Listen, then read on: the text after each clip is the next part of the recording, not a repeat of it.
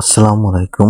আমি মোহাম্মদ আমিনুল ইসলাম। এখন আপনাদের সাথে ভিডিওতে যে বিষয় নিয়ে আলোচনা করব সে বিষয়টি হলো গবাদি পশু সুস্থ রাখুন, খামারের লাভ বাড়ান।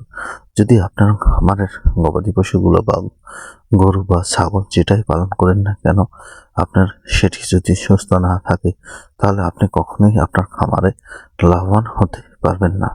তাই আপনার খামারে যদি লাভবান হতে চান তাহলে আপনার খামারের গবাদি পশুগুলো সুস্থ রাখতে হবে।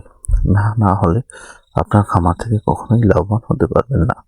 তাই আপনাকে আপনার খামারের গরুগুলো বা ছাগলগুলো বা যে প্রাণীগুলো পালন করেন বা হাঁস মুরগি পালন করেন তা সুস্থ রাখার জন্য কিছু নিয়ম রয়েছে। যে নিয়মগুলো আপনি যদি পালন না করেন তাহলে আপনি কখনোই লাভবান হতে পারবেন না। যেমন গবাদি পশুকে আপনার নিয়মিত সময় খাওয়ান দিতে হবে এবং সঠিক সময় মাঠে বের করতে হবে। কারণ আপনি যদি অতি সকালে মাঠে বের করেন তখন দেখা যাবে যে ঘাস খাবে গরু ঠিকই, কিন্তু অতি সকালে নিষেধ থাকার কারণে বা বিভিন্ন ছত্রাক জাতীয় থাকার কারণে অনেক সময় দেখা যায় খুব সকালে যদি গরু বের করা হয় তখন গরুর শরীরে বা পেটে সমস্যা দেখা দিতে পারে বা অনেক সময় ঠান্ডা লেগে যায়। এজন্য আপনাকে সবসময় গরু রোদ উঠলে পর জলায় বের হতে হবে। এজন্য এরকমভাবে বের করতে হবে। এছাড়া যারা আপনারা গরু নিয়মিত ছেড়ে পালন করেন তারা গরুকে সঠিক সময় পানি খাওয়াতে হবে।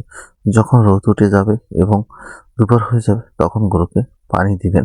কেননা তা না হলে আপনার গরু যদি খালের নোংরা পানি খেয়ে থাকে তখন দেখা যায় পানিবাহিত বা কলেরা রোগ হতে পারে। এছাড়াও আপনাকে আপনার গরুকে দানাদার খাদ্য দিতে হবে, নিয়মিত দানাদার খাদ্য খাওয়াতে হবে। যদি নিয়মিত দানাদার খাদ্য না খাওয়ান তাহলে আপনার গরু অপুষ্টিজনিত থাকবে এবং আপনার গরুর সঠিক পরিমাণ পুষ্টি হবে না এবং সেখান থেকে রোগে আক্রান্ত হতে পারে। এবং আপনার গরুকে সবসময় নিয়মিত একটা পরিমাণ চাহিদা অনুযায়ী খাওয়ান দিতে হবে। কারণ অতিরিক্ত বেশি খাওয়ানো দেওয়া যাবে না, আবার অতিরিক্ত কমও দেওয়া যাবে না। তা না হলে স্বাস্থ্য ঠিক থাকবে না। এছাড়াও গরুকে নিয়মিত ভ্যাকসিনের আওতায় আনতে হবে। আপনার গরুর যদি ভ্যাকসিন না করেন তাহলে রোগ বালাই বেশি হয়ে থাকবে। তাই আপনাকে সবসময় গরুকে ল্যাম্পি স্কিন, খুরা রোগ এগুলো দিয়ে রাখতে হবে। এই খুরা রোগ, ল্যাম্পি স্কিন এবং তরকা যদি আপনি দিয়ে রাখতে পারেন, বাদলা দিয়ে রাখতে পারেন তাহলে আপনার গরুর কোনো প্রকার রোগ হওয়ার সম্ভাবনাই বেশি থাকে না। তাই আপনারা আপনার গরুকে সবসময় নিয়মিত ভ্যাকসিন দিবেন রোগীর এবং আপনার গরুকে নিয়মিত কৃমির ওষুধ খাবেন। 3 মাস অন্তর অন্তর কৃমির ওষুধ খাবেন।